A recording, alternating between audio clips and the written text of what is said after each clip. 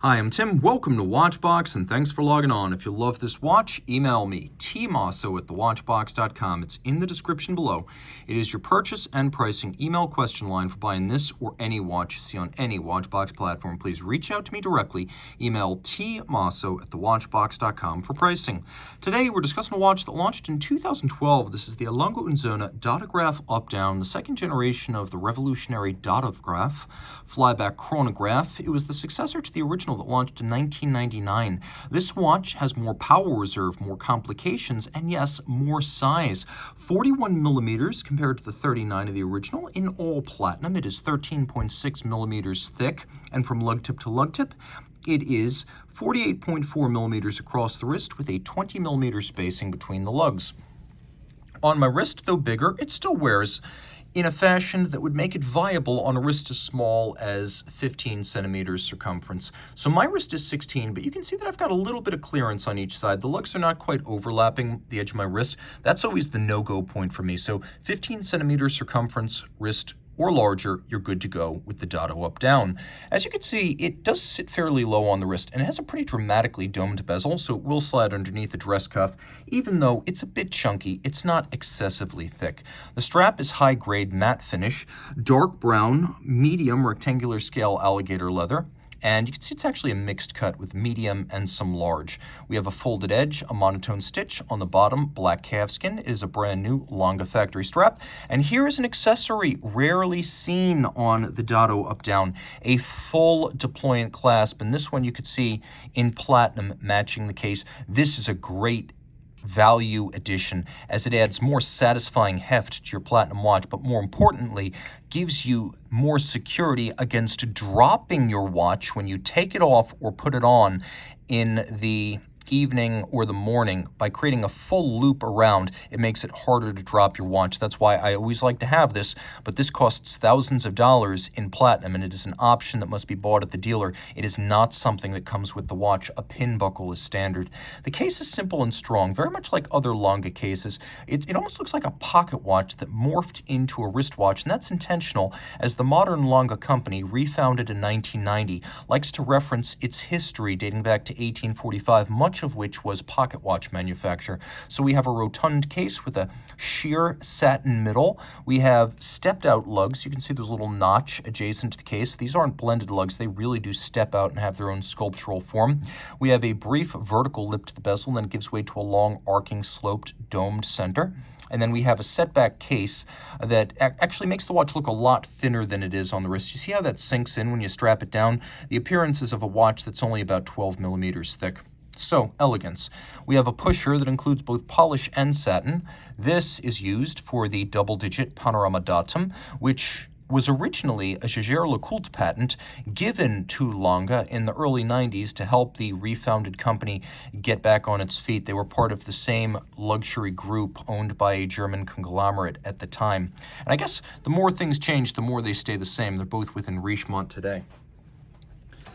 Taking a quick look here, you could see that we've got a fully loomed dial, and the dial is made of sterling silver. Though it appears black, it's galvanized black. The base of the dial is actually a series of discs of sterling silver, and so the color of the registers is actually the true color of the dial. It is a piece of precious metal. Hands, indices, and date frame, all made of white gold to resist oxidation and tarnish over time. We have a counterweighted lancet style chronograph seconds hand. We have alpha hands in white gold for the hours and minutes. It is a flyback chronograph, which means, by the way, I want to show you something right here. Check out the minutes register. This is a semi-instantaneous jumping minute display, and it's about as crisp and instantaneous as any I've ever seen. I call everything semi-instantaneous jumping, but this is as close to a snap right at the index as I've ever seen. Now, it's a flyback chronograph, which means you can set it to restart and reset all in one stroke. You do not need to first stop, reset, and restart. The beauty of a flyback is its rapid restart and reset allows you to time events that occur in rapid succession.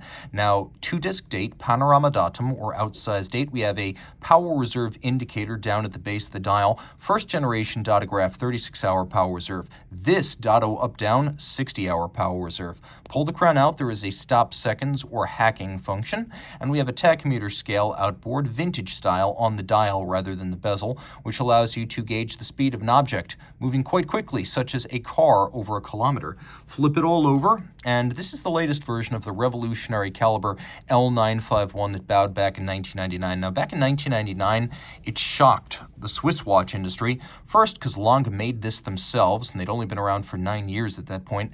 And second, because the standard of finish was far beyond anything made by any conventional, even horlogerie Swiss brand at the time. That included Patek, Vacheron, and AP. They had to reconsider their standards when this thing bowed. Also, it's generally considered to have ended the era of customer calibers and La Magne bases at Patek Philippe. They wouldn't stop for a few more years, but the wheels were set in motion when this thing first appeared in '99. Now, as I mentioned, it does have a longer power reserve than the original, but most of the other features are the same, including the presence of the flyback chrono, the stop seconds function, the column wheel, which you can see is black polished, and then the use of a lateral clutch. So you can see how the clutch engages and disengages. Now it's engaged, now it's disengaged. It is a conventional lateral clutch. This takes a lot of skill to align and tune, which is why you'll see lateral clutches on high-end chronographs today, and oftentimes the most expensive chronos will have this because it's beautiful, traditional, and challenging, rather than a more efficient but also less romantic vertical clutch. You can also see that the clutch, as well as the levers, horns, and reset hammers of the chronograph, they're all silvery steel, satinated across their top, and as you can see, beveled on their edge. You'll also note, even though it's steel, which is tough to work, there are sharp interior angles where the bevels meet on the steel, as well as sharp exterior points where those bevels converge. Super tough to do on brass or German silver, nearly impossible on steel. Hugely impressive. We have golden cups or chaton holding some of the jewels. This is a nod to the way watches were made in the pocket watch era. We have both black polished and fired blued screws. The bridges and plates are all of German silver, an old watchmaking material from the pocket watch era. It is an alloy of nickel, copper, and zinc, with the copper giving it its golden hue. We have anglage on both steel and German silver components on the edges. We have a freehand engraved balance cock, no two exactly alike, engraved with a burin, a black polished swan's neck fine adjustment mechanism, and another change from the original datograph. Although the balance is still large, beats at 18,000 vibrations per hour, is adjusted in 5 positions, and has an overcoil hairspring for concentric breathing, that is consistent timekeeping in any position. It is now a variable inertia, free-sprung balance for greater shock tolerance and greater precision of adjustment. You can see those variable inertia bolts on the rim of the balance. And of course, there's a little pawl and jumper for the instantaneous jumping minutes display. And it's all 30 meters water resistant and beautifully made. Reach out to Tim Mosso at thewatchbox.com for purchase and pricing details.